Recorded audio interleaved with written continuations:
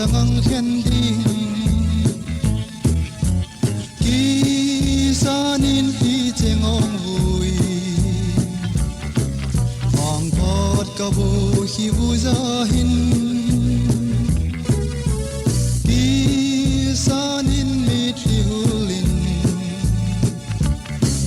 ka zong ka ki data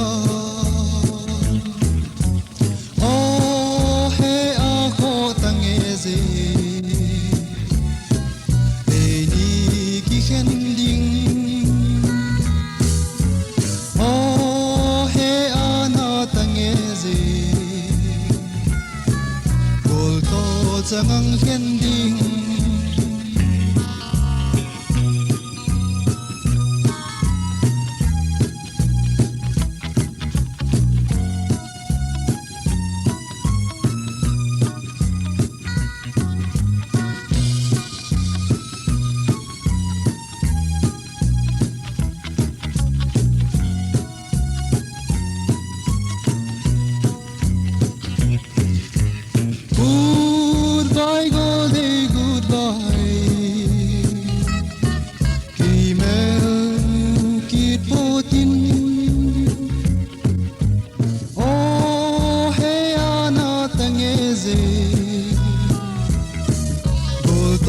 zangang khendi